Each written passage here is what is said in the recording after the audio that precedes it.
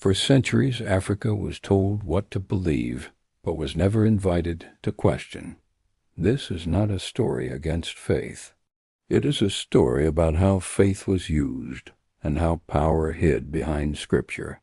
In 1807, a very special version of the Bible was created specifically for enslaved Africans, but it was incomplete. Over 90% of the Old Testament was removed. There was no story of Exodus, no tale of liberation, no promise of justice. Only verses on obedience remained. Distributed across British colonies like Jamaica and Barbados, this slave Bible taught Africans how to submit, but not how to hope. The very book meant to offer salvation was edited to ensure their enslavement. Servants, obey your masters. This verse, from Ephesians, became the most quoted scripture on plantations from Virginia to Brazil. It was drilled into the minds of enslaved people day after day. But what about the verses on equality, on justice, on loving your neighbor as yourself? Those were conveniently ignored. Scripture was no longer a source of guidance. It was a command, a tool to enforce total control. It was a spiritual justification for a brutal system. Africans were baptized, given new European names, and recorded in church logs. Yet they were legally declared property, no different from livestock. In Angola, Congo, and Brazil, church records listed them as Christian slaves. Their souls were considered saved, but their humanity was denied. They could be part of God's kingdom in the afterlife, but on earth they were not even considered fully human. This contradiction was at the heart of the slave trade. To justify this, a myth was created and spread across Europe and America, the so-called curse of Ham.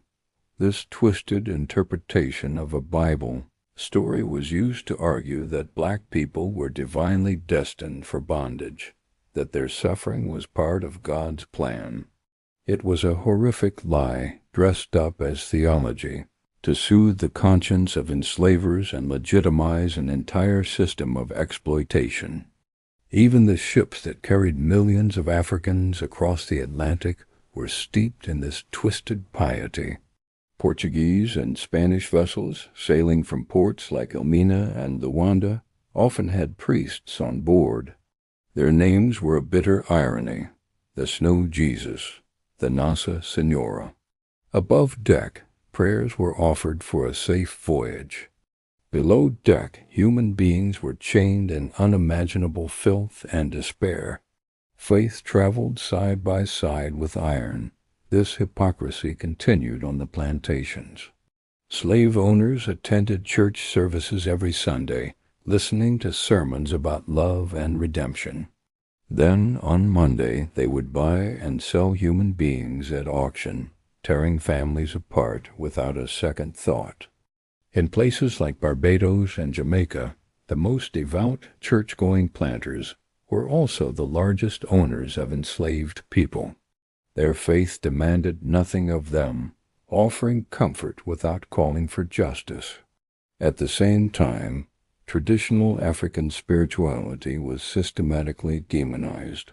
Yoruba, Igbo, and Congo rituals were labeled as evil or demonic by missionaries. This wasn't because these spiritual practices lacked morality. It was because they preserved culture, history, and identity. An enslaved person connected to their roots is harder to control.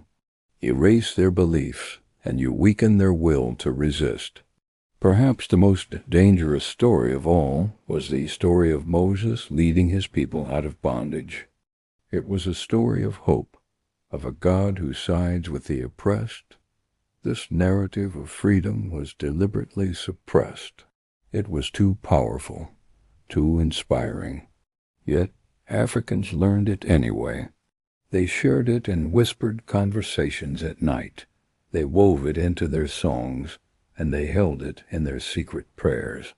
Faith was used to bind the body, but it could not silence the soul. In the quiet moments of resistance, Africans began to reclaim their faith, finding a God of justice, not chains. Awakening always begins with the questions we are told not to ask. Follow limitless living for more